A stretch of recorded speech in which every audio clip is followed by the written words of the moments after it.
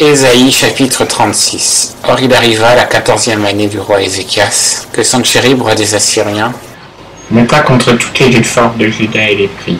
Puis le roi des Assyriens envoya Rabshakeh avec de grandes forces de Lakhis à Jérusalem contre le roi Ézéchias. Et il se présenta auprès de l'aqueduc du haut étang sur la route du champ du Foulon.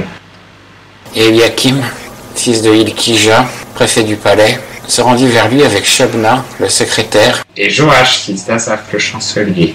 et Rabshakeh leur dit, « Dites, je vous prie, à Ézéchias, ainsi dit le grand roi, Le roi d'Assyrie. qu'est-ce que cette confiance sur laquelle tu t'appuies? Je te le dis, ce ne sont là que des paroles. Le conseil et la force sont requis à la guerre. Et maintenant, en qui t'es-tu confié pour te révolter contre moi?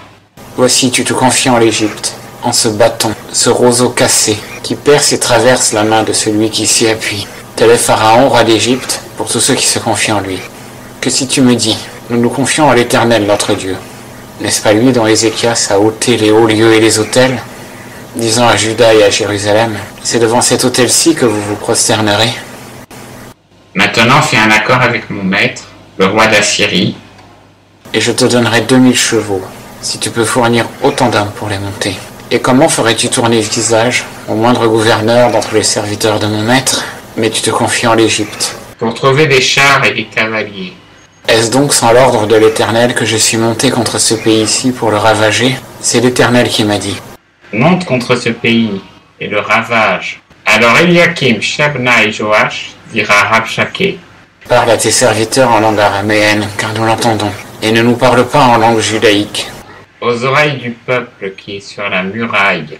Mais Rabshakeh dit, est-ce vers ton maître ou vers toi que mon maître m'a envoyé pour dire ces paroles? N'est-ce pas vers les hommes qui se tiennent sur la muraille, pour dire qu'ils mangeront leurs excréments et boiront leur urine avec vous? Puis Rabshakeh, se tenant debout, s'écria à haute voix en langue judaïque et dit, écoutez les paroles du grand roi, du roi d'Assyrie. Ainsi dit le roi, qu'Ézéchias ne vous abuse point, car il ne pourra vous délivrer. Et qu'Ézéchias ne vous fasse pas mettre votre confiance en l'Éternel, disant, l'Éternel ne manquera pas de nous délivrer, et cette ville ne sera pas livrée aux mains du roi d'Assyrie. N'écoutez pas Ézéchias, car ainsi a dit le roi d'Assyrie, faites la paix avec moi et sortez vers moi, et vous mangerez chacun de sa vigne et chacun de son figuier, et vous boirez chacun l'eau de sa citerne, jusqu'à ce que je vienne et que je vous emmène dans un pays pareil à votre pays, un pays de froment et de vin, un pays de pain et de vigne, et qu'Ézéchias ne vous séduise pas, en disant, l'Éternel nous délivrera. Les dieux des nations ont-ils délivré chacun son pays de la main du roi d'Assyrie? Où sont les dieux de Hamath et d'Arpad? Où sont les dieux de Sepharvaïm? Et même a-t-on délivré Samarie de ma main? De tous les dieux de ces pays-là, lesquels ont délivré leur pays de ma main, pour que l'Éternel délivre Jérusalem de ma main? Mais ils se turent, et ne lui répondirent pas un mot, car le roi l'avait ainsi ordonné, disant, vous ne lui répondrez pas. Et Eliakim, fils de Hilkija, préfet du palais, et Shebna, le secrétaire, et Joach, Fils d'Asaph, chancelier, vinrent auprès d'Ézéchias, les vêtements déchirés, et lui rapportèrent les paroles de Rabshakeh.